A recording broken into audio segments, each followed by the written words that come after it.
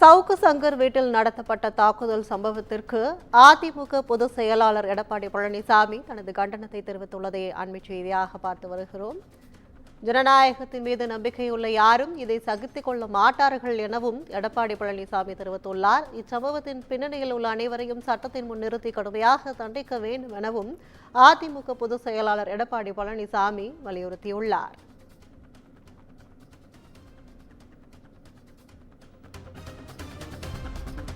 சவுக்கு சங்கர் வீட்டில் நடத்தப்பட்ட தாக்குதல் சம்பவத்திற்கு அதிமுக பொதுச் செயலாளர் எடப்பாடி பழனிசாமி தனது கண்டனத்தை தெரிவித்துள்ளார். ஜனநாயகத்தின் மீது நம்பிக்கையுள்ள யாரும் இதை சகித்துக் கொள்ள மாட்டார்கள் எனவும் இச்சம்பவத்தில் பின்னணியில் உள்ள அனைவரையும் சட்டத்தின் முன் நிறுத்தி கடுமையாக தண்டிக்க வேண்டும் எனவும் நடவடிக்கை எடுக்க தவறும் பட்சத்தில் அதிமுக பதவியேற்றவுடன் கடுமையாக தண்டிக்கப்படுவார்கள் எனவும் அதிமுக பொதுச் செயலாளர் எடப்பாடி பழனிசாமி தனது கண்டனத்தை தெரிவித்துள்ளார்.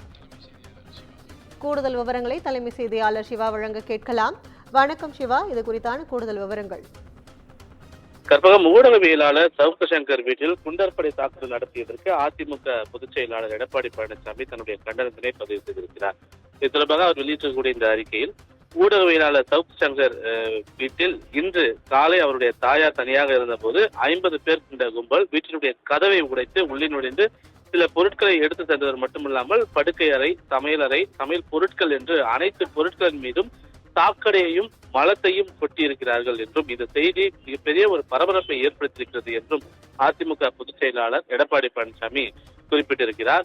இது போன்ற ஒரு கீழ்த்தரமான செயல் மற்றும் தாக்குதல் என்பது கடுமையாக கண்டிக்கத்தக்கது என்று குறிப்பிட்டிருக்கக்கூடிய அவர், ஜனநாயகத்தின் மீது நம்பிக்கையுள்ள யாரும் இதனை சகித்துக் கொள்ள மாட்டார்கள் என்றும், உண்மையிலேயே இந்த சம்பவம் கொடுமையினுடைய உச்சம் என்றும் எடப்பாடி பழனிசாமி குறிப்பிட்டிருக்கிறார்.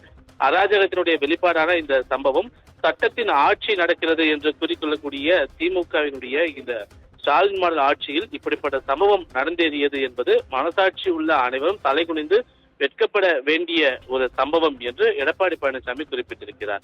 இந்த கொடுமையான செயலை செய்த கும்பலையும் அதன் பின்னணியில் இருக்கக்கூடிய அனைவரையும் சட்டத்தின் முன்பு நிறுத்தி கடுமையாக தண்டிக்க வேண்டும் என்று எடப்பாடி பழனிசாமி வலியுறுத்தியிருக்கக்கூடிய நிலையில சட்டப்படி நடவடிக்கை எடுக்க இந்த அரசு தவறக்கூடிய பட்சத்துல அதிமுக பதவியேற்றவுடன் தூய்மை பணியாளர்கள் போர்வையில் இந்த குற்றச்செயலில் ஈடுபட்டவர்கள் பின்னணியில் உள்ளவர்கள் மீது கடுமையான சட்ட ரீதியிலான நடவடிக்கை எடுத்து அவர்கள் தண்டிக்கப்படுவார்கள் என்ற ஒரு எச்சரிக்கையையும் எடப்பாடி பழனிசாமி தன்னுடைய அறிக்கையின் மூலமாக தெரிவித்திருக்கின்றார்.